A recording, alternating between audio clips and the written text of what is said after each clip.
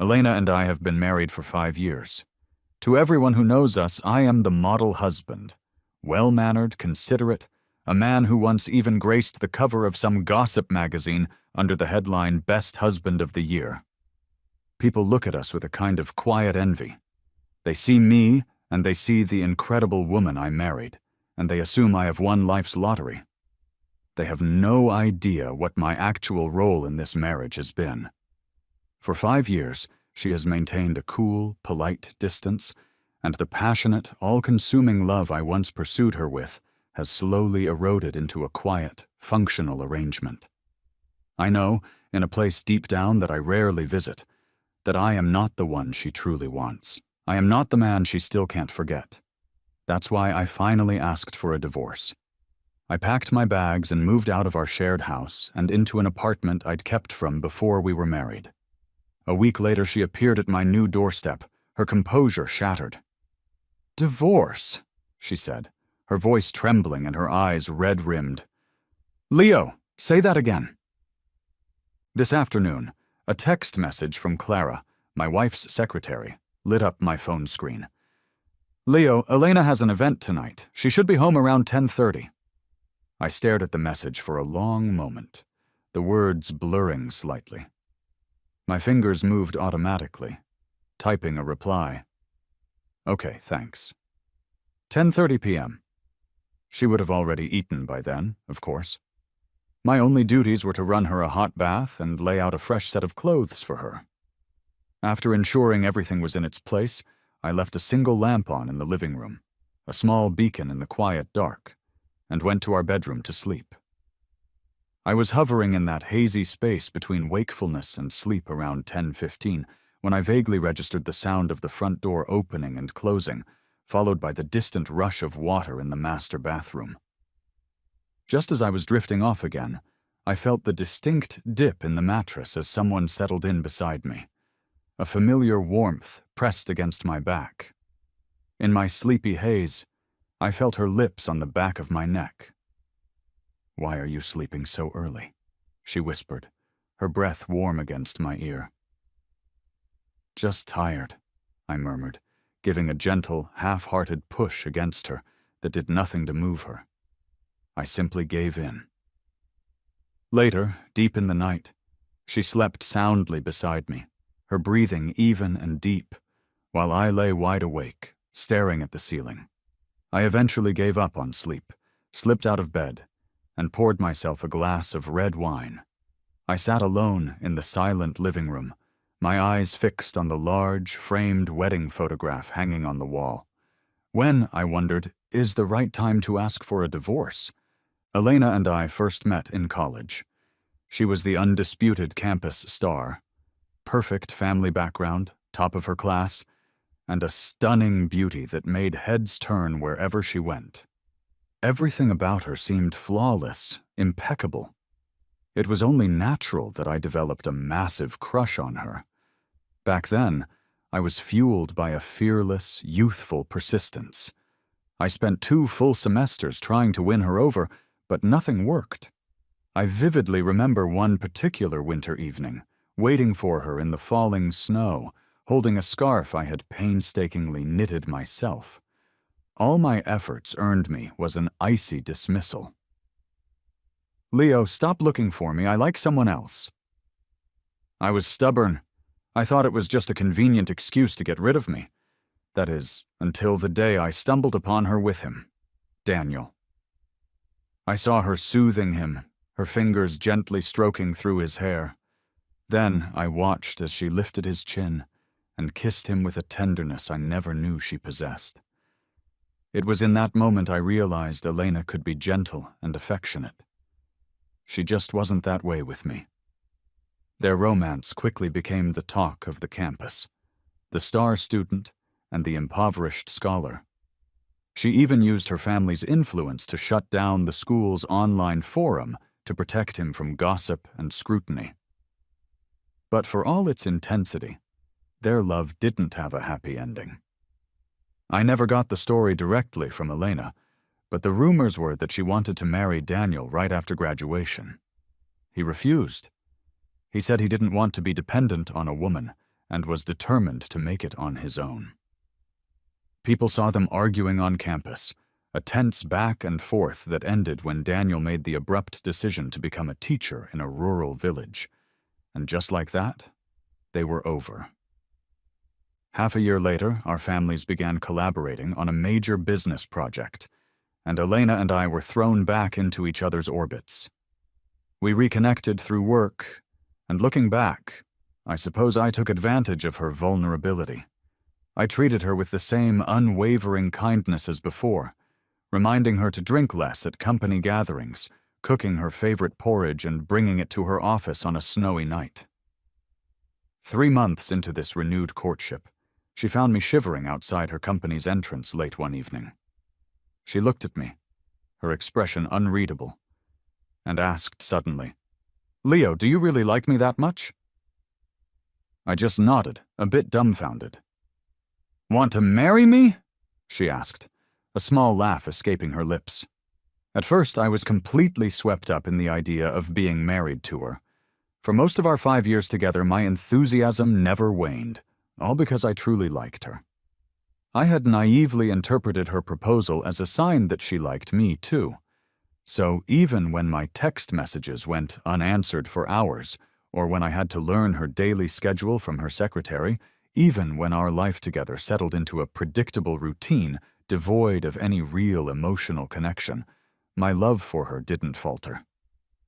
I told myself she was busy, and I made a conscious effort not to bother her. Even when I was sick, I handled it on my own. This continued until the day I stumbled upon an old box tucked away in her study.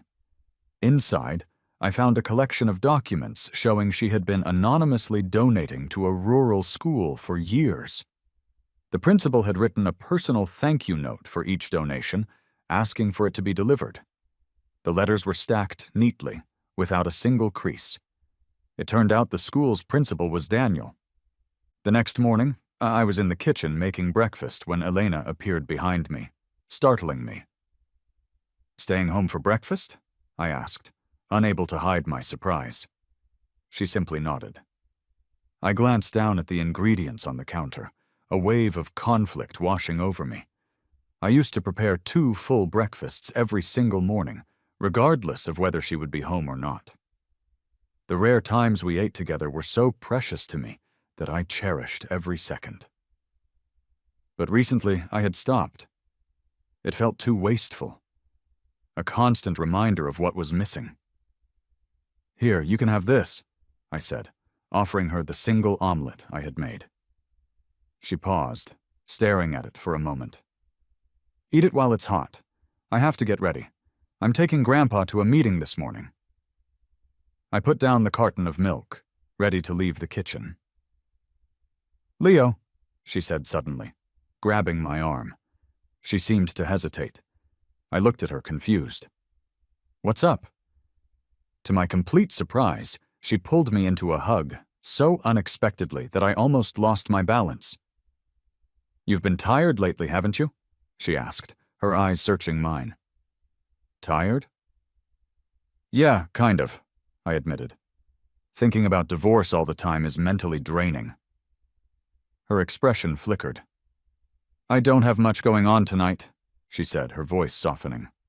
"Clara mentioned there's a new Michelin-starred restaurant near the office. Serves your favorite Cantonese food.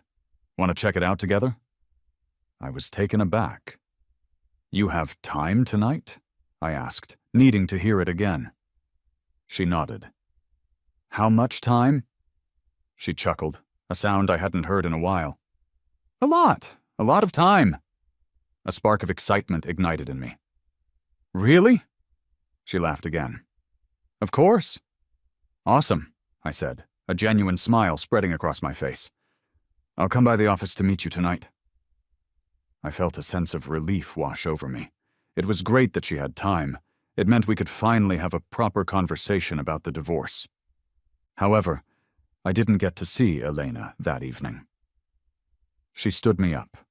Just as I was getting ready to leave my office at 5, I received a message from Clara, her secretary. Elena had something come up and can't make it to dinner. This sort of thing had happened countless times over the past 5 years. I had grown used to it. I changed out of the suit I had put on for our date and settled for a quiet dinner alone at home. After eating, I sat by the window, watching the city lights flicker on as the sky grew dark. I started mindlessly scrolling through short videos on my phone to pass the time. That's when I saw her. Elena was in one of the local trending videos. She wasn't alone. Daniel was with her. They were sitting across from each other at a table in the ground floor cafe of Elena's company building. The person filming was likely an employee, their excited narration playing over the clip. "Check out our company's perks! Running into the big boss and that famous educator Principal Daniel having coffee together. He looks even better in person than he does on TV. I wish I could ask for his autograph." The video had been uploaded just 5 minutes ago. The comment section was already filled with praise. "Beautiful boss and handsome teacher, what a sight! So jealous of the person who filmed this. Hey, is your company hiring? I want to work there too."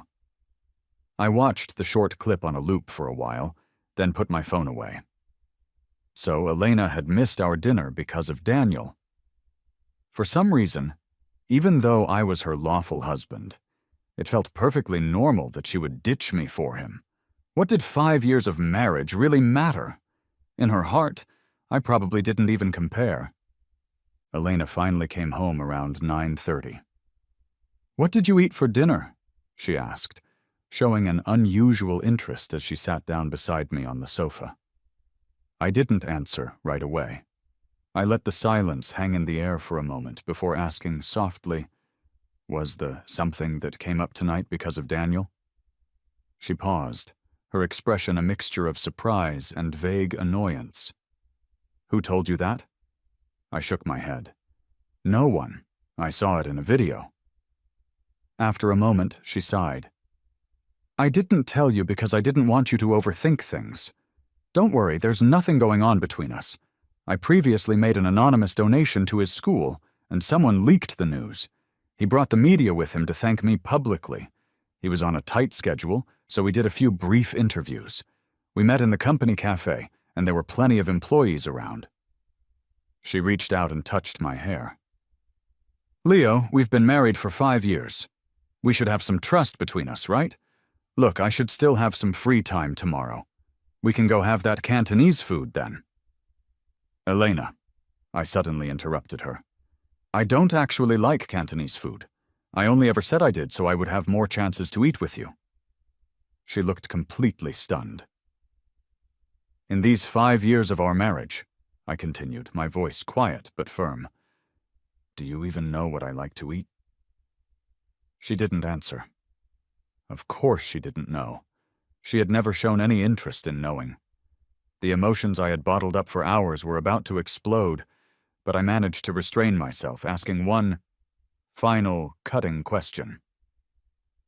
"So, you remember that Daniel likes black coffee and croissants, but you have no idea what your own husband likes to eat?" "Leo," she began, her tone defensive, "if you're unhappy with something, we can talk about it, but leave Daniel out of this." Of course. The moment I mentioned Daniel, she couldn't handle it. "I actually did have something I wanted to talk about tonight," I said. I took a deep breath and looked her straight in the eye. "Elena, let's get a divorce." The room fell into a profound silence that seemed to last for an eternity. "Leo," Elena finally said, leaning back against the couch cushions. "Do you even know what you're saying?" "I know," I replied calmly. "Divorce isn't something you can just mention casually, I know." The silence resumed. After a while, Elena pinched the bridge of her nose, her voice tinged with a weary helplessness. "Maybe my tone was a bit harsh earlier, but I just met with Daniel. You want a divorce over that?" I bit my lip, frustrated that she was completely missing the point. "If I wanted to cheat on you," she continued, "I wouldn't do it like this. You've known me for 5 years. You should understand how I operate." Yes, I did know her. If she wanted something done, she would execute it flawlessly. If she wanted to achieve a goal, she would lay the groundwork meticulously to ensure her success. But did she know me? Had she ever truly loved me? After seeing that video tonight, the same feelings of inferiority I had felt in front of Daniel back in college came rushing back with overwhelming force. The truth was simple. As long as Daniel was in the picture, Elena would never truly see me. Still, it seemed silly for a grown man to get so hung up on love at this point in his life. I just think that after all these years, I said, trying a different approach, we're not suitable for each other. You could have better options. How are we not suitable? She seemed to find my statement amusing as she naturally reached for my hand. For 5 years, you've done so well. But I don't want to keep doing it, I said, pulling my hand away and shifting to the side. Elena's hand hung awkwardly in mid-air. I've already signed the divorce papers, I told her. Leo, she interrupted, her voice strained. I already explained about Daniel, and I promised I won't get involved with him again. What more do you want? Her voice sharpened. If you're dead set on fixating on tonight's incident, then you're just being unreasonable. The words I wanted to say were caught in my throat. It seemed like tonight was not the night for this conversation. Perhaps realizing her tone had been too harsh, she softened her expression after a moment. She gently touched my hair. Don't make a fuss, okay?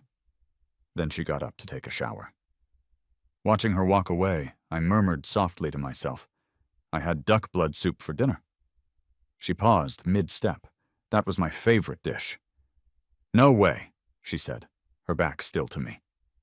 What did you say? Divorce. The next day, my sister Sophie glanced over the divorce papers I was holding, and her eyes widened like saucers.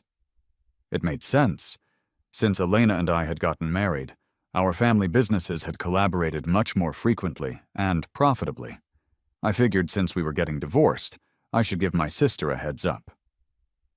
Even if she was somewhat pressured into the marriage at first, you two seemed pretty happy afterward, right?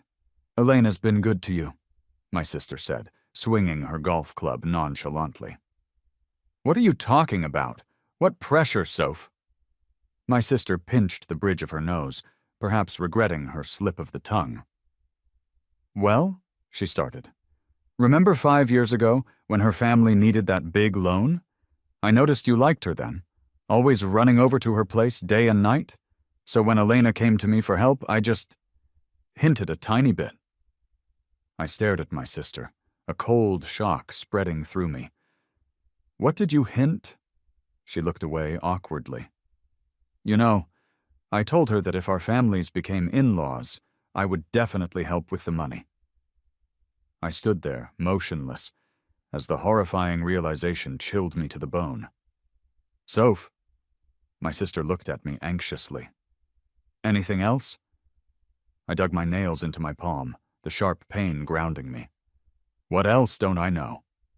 She hesitated. Soph, I'm getting divorced. There's nothing left to hide, is there? It's not a huge deal, she said quickly. Just that, on your wedding day, Elena's ex-boyfriend showed up. I gaped at her. He wanted to see Elena, but I was afraid it would cause a scene, so I told him you two were happy now, and that she wouldn't want to see him. I sent him away. She scratched her head. And because some of Elena's family was there, I'm not even sure if Elena ever knew about it. So that's how it was. That was the whole story. I thought she had proposed to me because she liked me. At least a little. But it turned out our entire marriage was a sacrifice she had made for her company and her family. That night in the snow 5 years ago, that's what she had really meant. Leo, do you really like me that much? Like me enough to push me into a marriage like this? So she married me, but she drew a massive, uncrossable line between us. When we first got married, I loved messaging her, asking when she'd be home, planning weekend outings, eager to share every little detail of my life with her. But her replies were rare, with most communication happening through her secretary. Gradually, I grew quieter. I stopped trying to bother her, even letting Clara, her secretary, handle most of our arrangements. We had a normal married life on the surface, and in our intimate moments, she would whisper sweetly in my ear, calling my name over and over. I had mistaken that for proof of our love. I had brought up the idea of having children a few times over the years. She never outright refused, but she always took precautions so that nothing ever happened. Looking back now, it was obvious she probably never wanted to have children with me. Last night, she had assured me there would be nothing more with Daniel. But what did I want then? The two of them had a chance to start over on our wedding day, but they missed it. Perhaps forever, because of me. What does the sinner want now? I never wanted it to be this way. When I first liked her, I envied Daniel when they were together, but I never wished to interfere or break them up. I liked her because I wanted her to be happy. But she had punished me like this for 5 whole years. I wandered the streets aimlessly until I found myself, almost unconsciously, standing outside Elena's office building, the divorce papers still clutched in my bag. I hesitated for a long time, but eventually I texted Clara to say I was downstairs to see Elena. I wanted a divorce, and I didn't want to drag this out any longer. As I reached the lobby, I saw Daniel. He was chatting amiably with the receptionist, a relaxed smile on his face. When he heard my footsteps, he turned and saw me. He looked leaner than he did in the videos, more tanned than during our school days. He was wearing ordinary clothes, yet he exuded an aura of confidence, maturity, and calm. "Long time no see," he said, nodding at me. We went to the cafe on the first floor together. "I didn't expect to find croissants and coffee that tasted just like the ones at our old school cafe," he said, his eyes crinkling with a nostalgic smile. What a trip. He began talking about his past few years. He had really achieved a lot. After returning to his hometown to be a village teacher, he had helped countless children get an education. The school was now stable, and he had become quite well known for his work. "You're incredible, honestly," I praised him. He smiled. People only see the glamorous side. Back then, I almost couldn't keep going. Taking a sip of his coffee, he said, "Actually, on your wedding day, I tried to find Elena." My hand holding my coffee cup went cold. I was reckless and broke up with her, thinking I'd be fine on my own. But once I became a rural teacher, I realized reality was much harder than I had idealized. Many things were tougher than I ever imagined. I almost gave up so many times, wanting to drop everything and come back to her. Then I heard you two were getting married. "I'm sorry," I said quietly. He paused, looking surprised. "I didn't know you came that day." He lowered his head, silent. "I'm planning to divorce Elena," I told him. Daniel's eyes widened suddenly. "You're kidding, right?" He laughed. "I've seen you in the media over the years. People always have good things to say about you." "It's true," I said. "May I ask why?" He finally asked softly. "Why are you getting a divorce?" I shook my head. "Why else would it be? Because I'm tired. I wish there was someone who would let me be loved and reckless just once without a single care in the world." Just then, I heard a familiar voice at the cafe door. "Leo?" Daniel and I both turned around. It was Elena. She walked briskly toward our table, hesitating slightly at the sight of Daniel before her gaze settled on me. "Why are you suddenly at the company?" Seeing her expression, I immediately understood. She probably thought I was here just to give Daniel a hard time. "Elena," Daniel said, standing up, "I'm sorry to interrupt again. I have a few educational charity projects to discuss, like I mentioned last time, and since I had some free time today, I wanted to chat with you about them." "All right," Elena said smoothly. "I'll have my secretary take you upstairs." With that, Elena called for Clara, who was standing by the door, and had her escort Daniel away. I expected her to go with him, but she continued to stand there, looking at me. I was confused. Did she really want to get rid of Daniel just to confront me in public? This favoritism was too obvious, a complete lack of tact in this situation. I had no choice but to try and explain.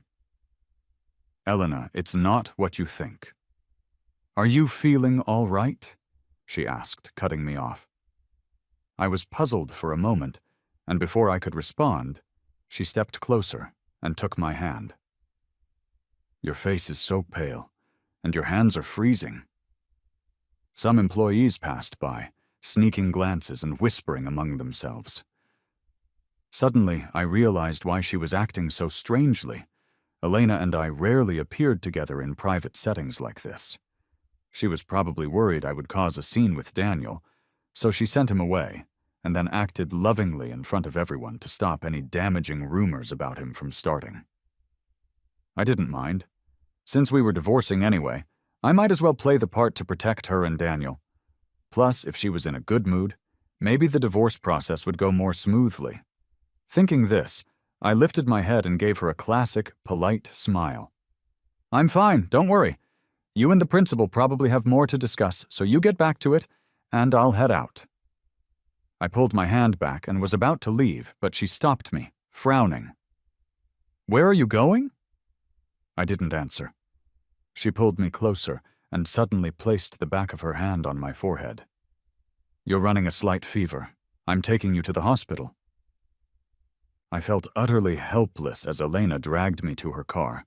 I assumed she was just creating an excuse to get me out of the company, but instead she drove me straight to the nearest hospital. There's nothing serious, just that his blood sugar is a bit low. How long has this been going on? The doctor asked Elena. Elena was stunned for a moment. A few years now, I answered for her. The family should pay more attention. Always keep some sugar or candy handy, the doctor said while writing up a report. This can be serious. Besides causing palpitations and fatigue, it can sometimes lead to fainting. Elena nodded solemnly.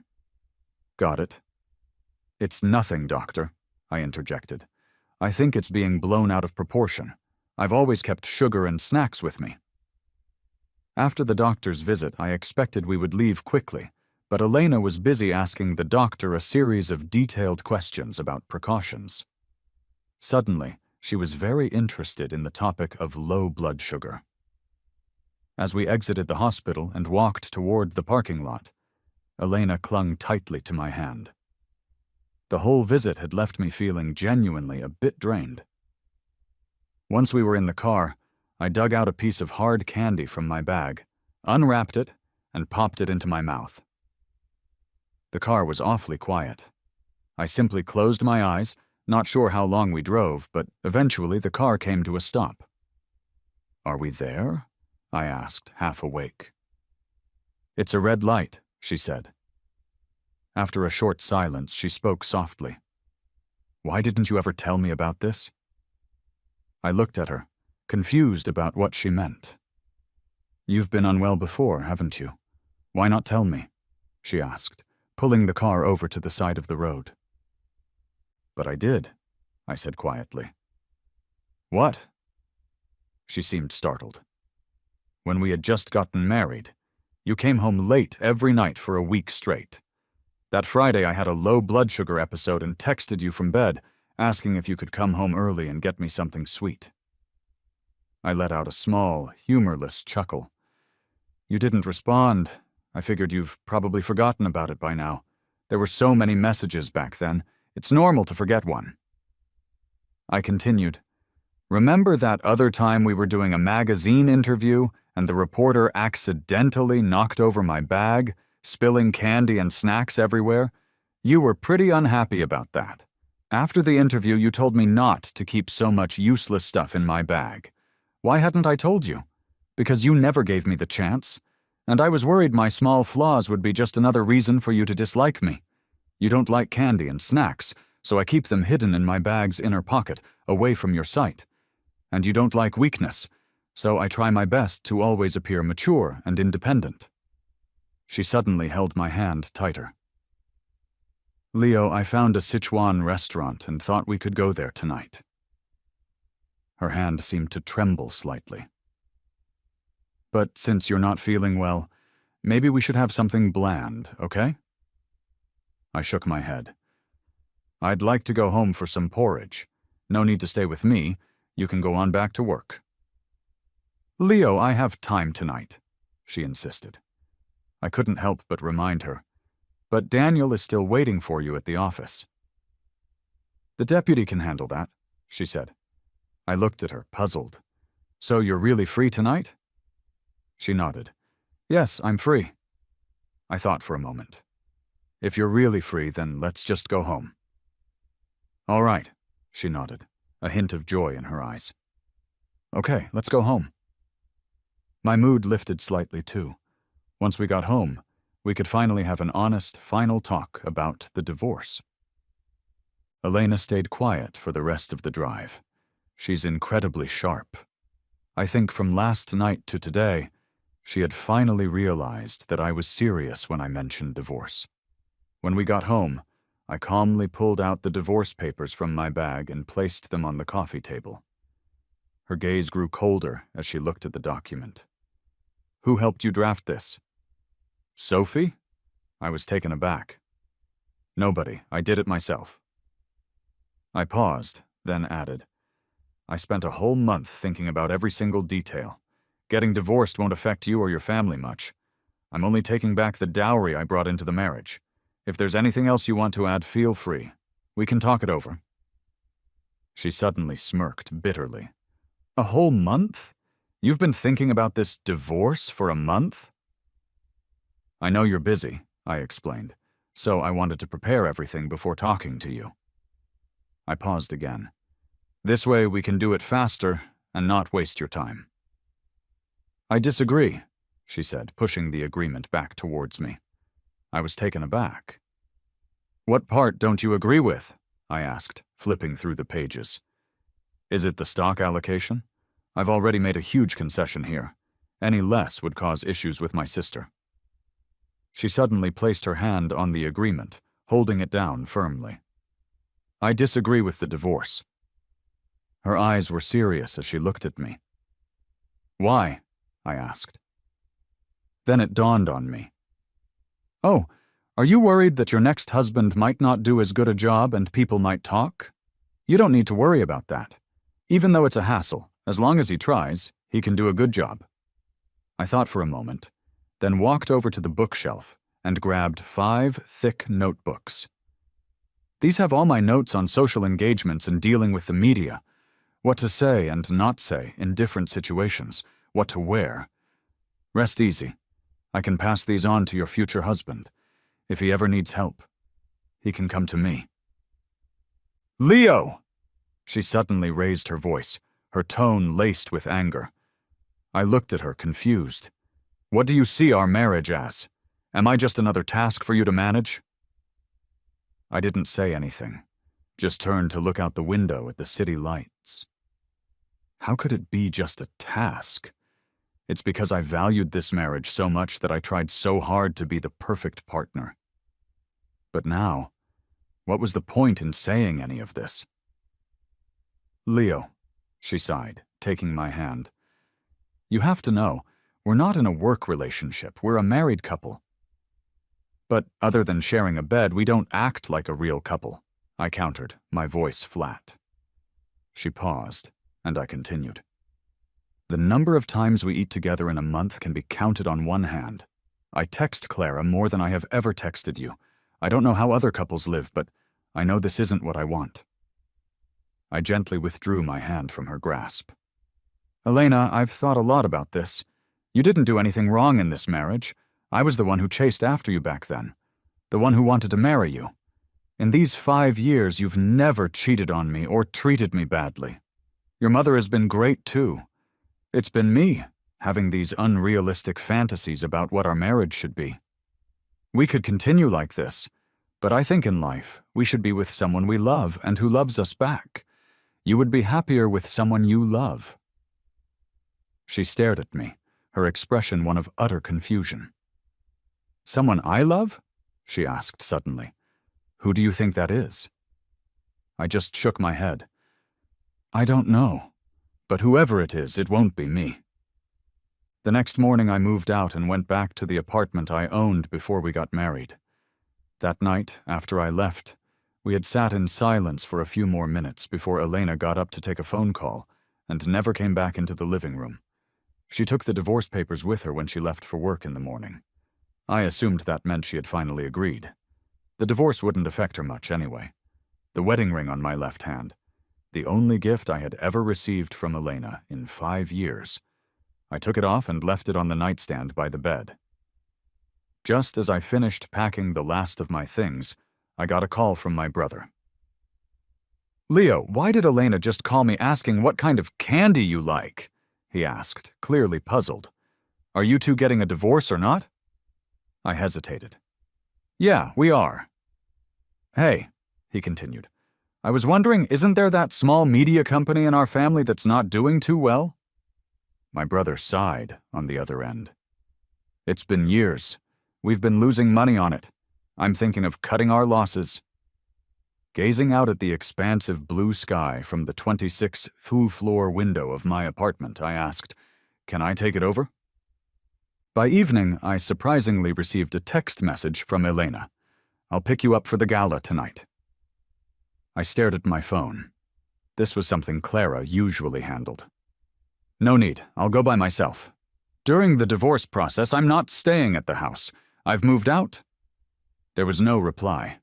It made sense. But an hour later, as I was headed down to my car, I saw her. Elena was waiting for me. She looked worn out, her eyes red and tired.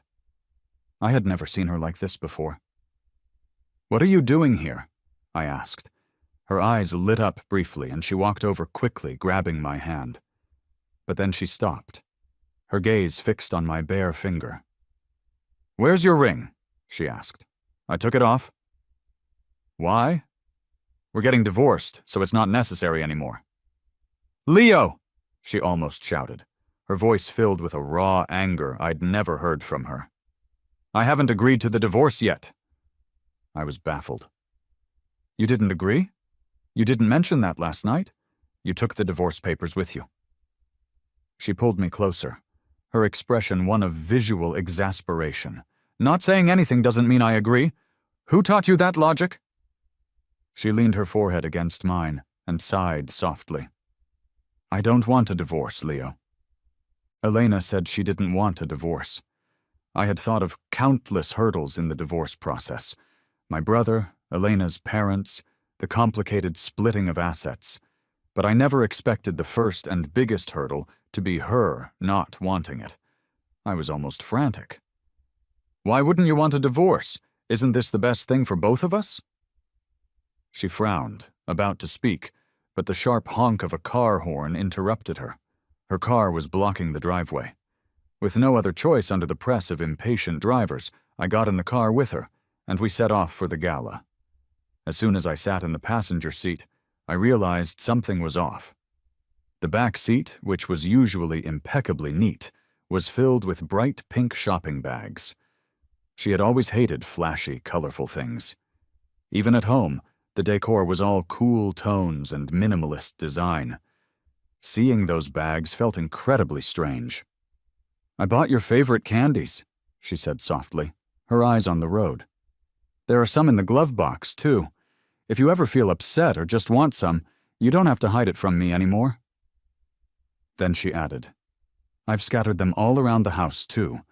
And Leo, I found 2 excellent Sichuan and Hunan chefs. Any dish you miss, spicy or sweet, I'll eat it with you. I'll also learn to cook. I'll try to come home earlier so we can have dinner together. On weekends, whatever you want to do, watch a movie, go to an amusement park, I'll be there with you. As for social events, if you're not up for them, you don't have to force yourself anymore." She took a breath. "If what's bothering you is about Daniel, I can explain. The company has been involved in education charities for years, but which school to support wasn't up to me. The office made that decision after extensive background checks. I didn't know they would pick Daniel's school. I found out only recently. Honestly, I know you probably saw those thank you letters. They've been with the office. It's not like I saw them before you did. The only reason I looked into it was because my grandfather somehow found out about them a few weeks ago, so I had the office gather them all so I could take them to the family estate over the weekend. She sighed. The lady who works at the company cafe now used to work at our old school cafe and lost her job later on. I brought her over to the company. Daniel knew her from when he worked there part-time, so he remembers her and her favorite orders. Maybe I came off the wrong way that night, but I promise you, he's really just someone from the past, completely irrelevant to us now. Elena. Leo, she said, stopping the car and interrupting my thoughts. Please don't rush to turn me down. Just hear me out. I thought a lot last night. I really haven't done well in our marriage. But I can change. If you realize your mistakes, you should get another chance, right? Until the party started, I was in a sort of daze. After making the rounds and exchanging polite pleasantries with the guests, I felt the need for some fresh air and slipped out onto the balcony. And, of course, I bumped into someone I knew. Chloe, my childhood friend. I walked over to her.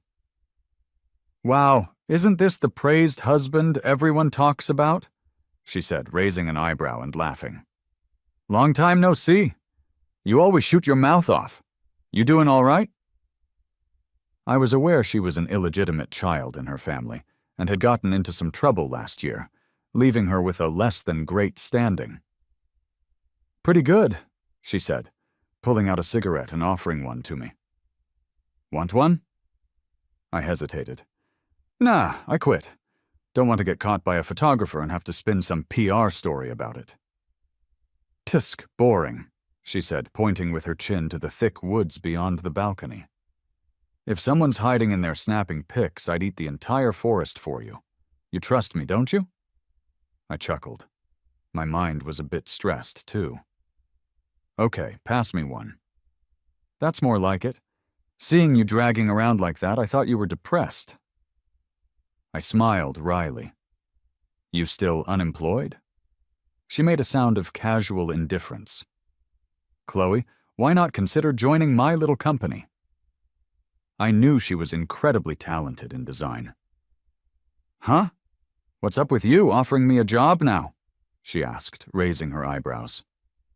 Too lazy to banter, I sent her my new company's information from my phone. We're just starting over, so the pay is low, but I would love for you to come work with us. Got it, she said, picking at her ear.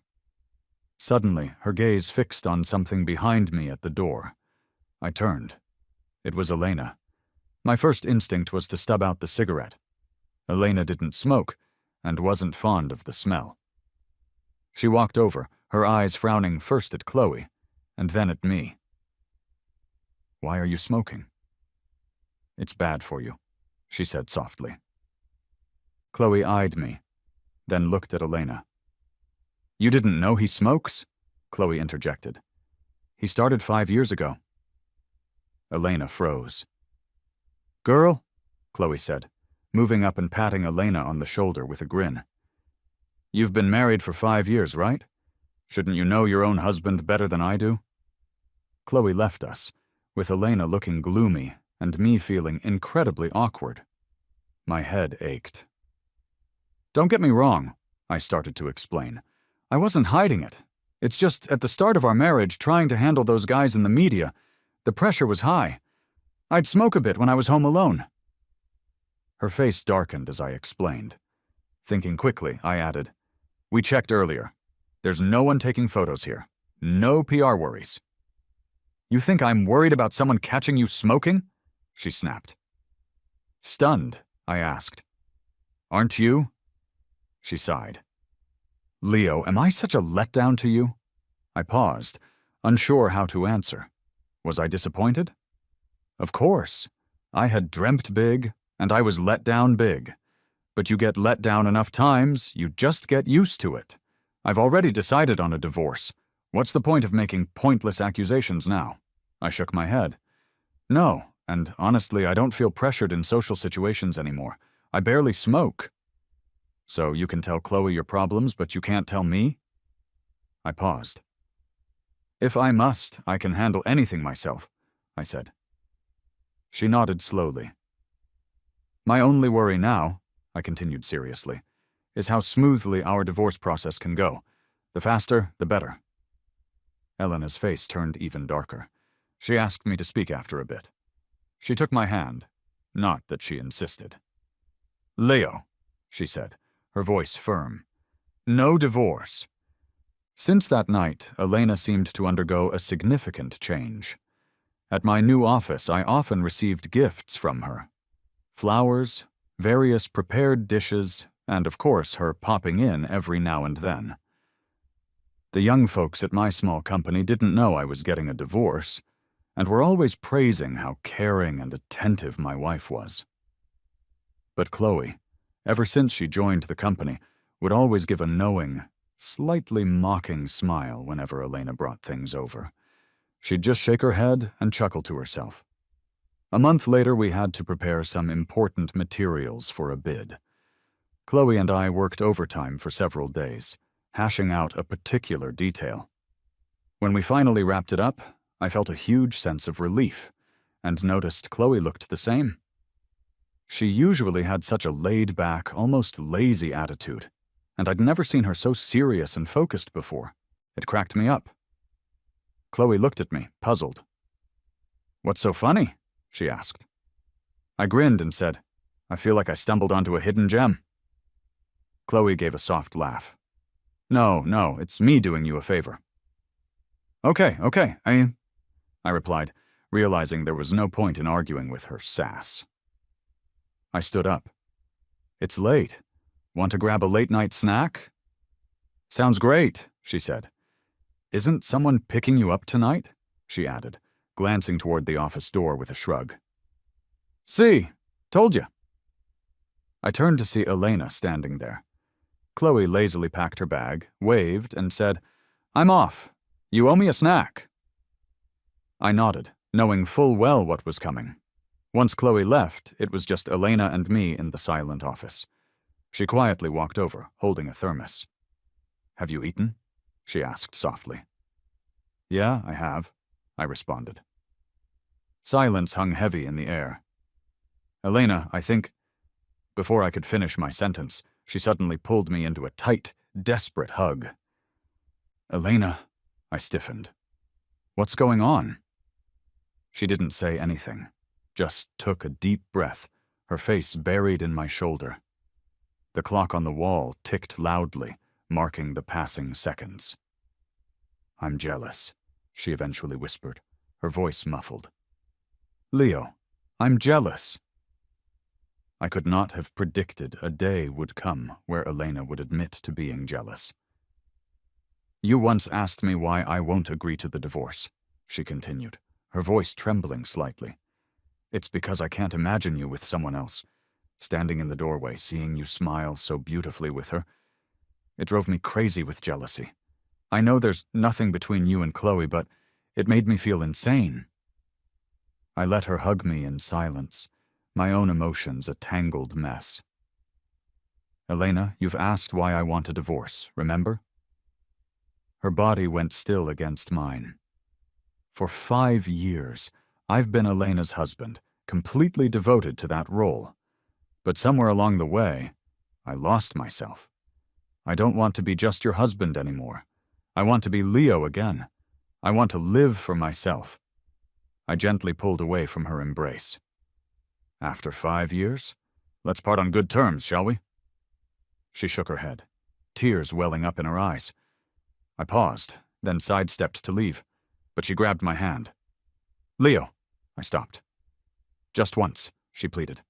"Give me one more chance, please." "Okay," I said softly. "If by the end of this year you step down as CEO, we won't separate." She hesitated, her eyes wide with shock. "What?" "That's my only condition." She paused, processing my words. "Leo, that condition, it's too harsh for me." I shook my head, trying to pull my hand free, but she wouldn't let go. "Just this one condition, no exceptions."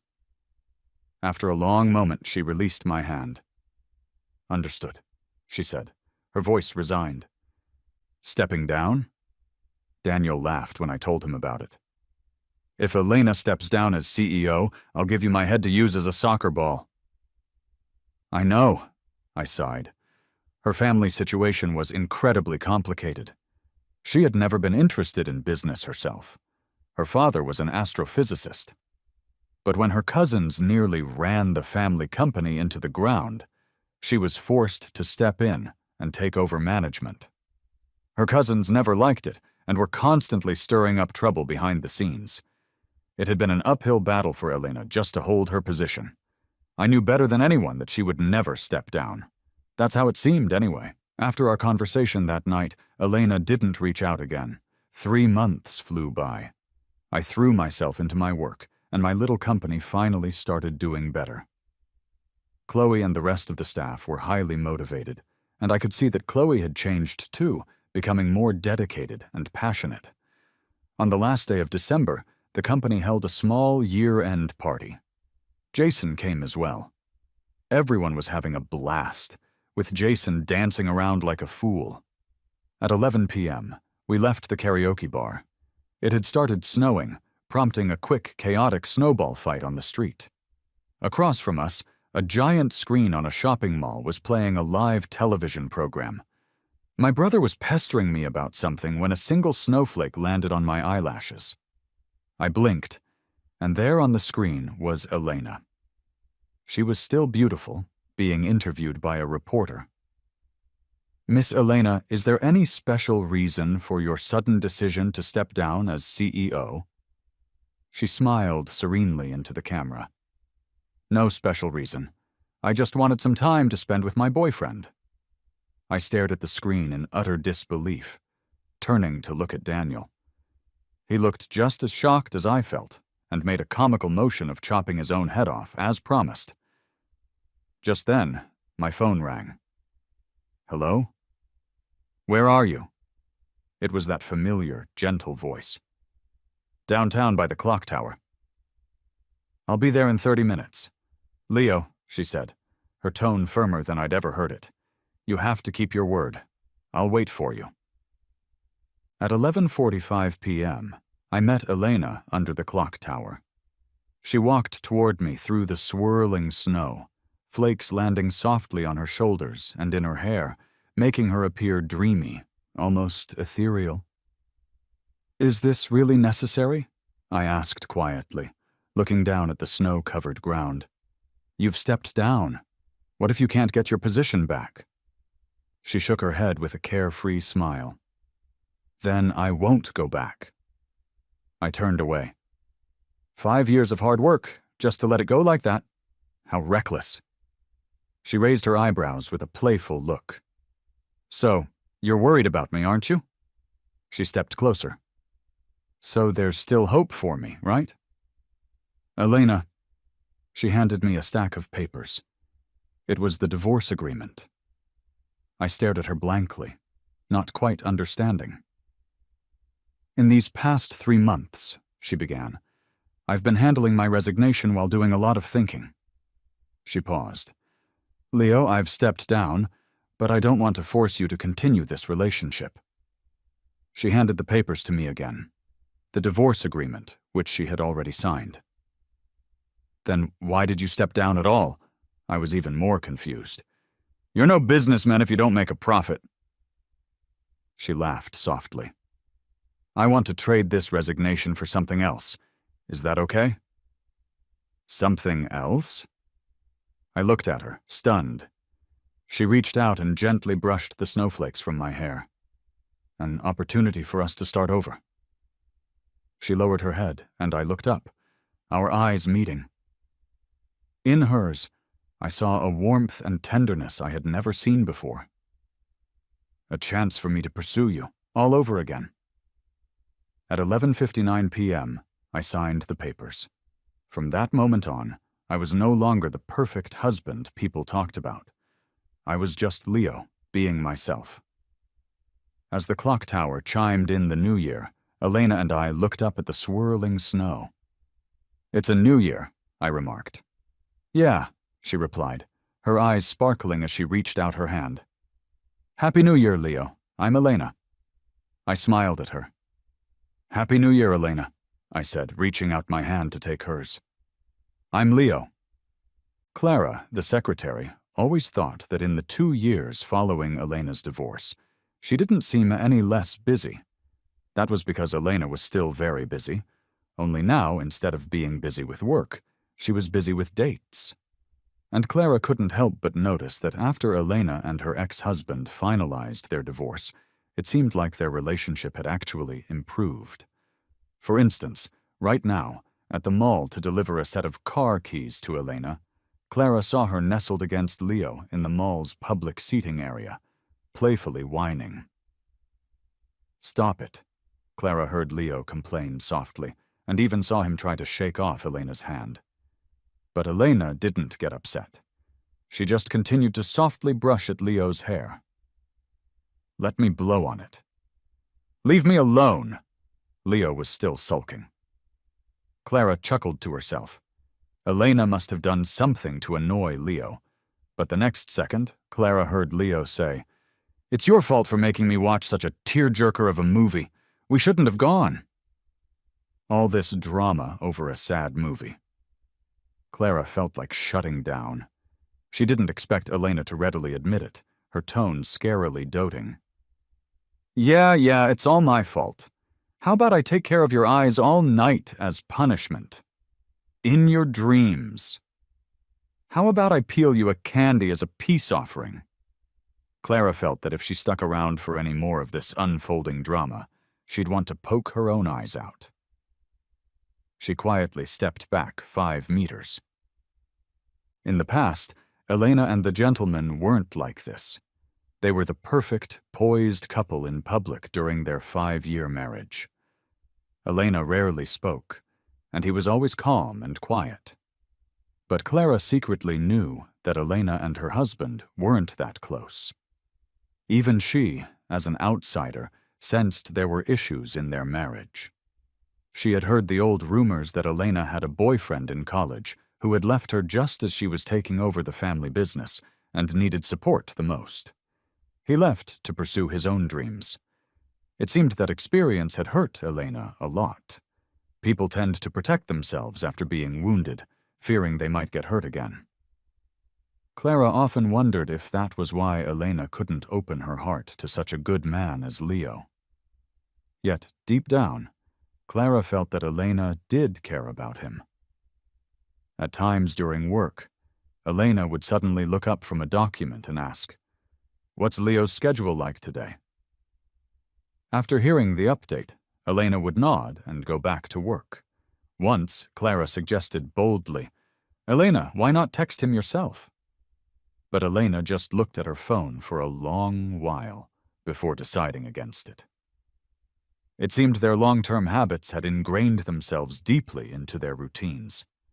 Even Clara, an outsider, could see Elena's growing attachment to him, yet to Elena, it appeared they were maintaining the same dynamic.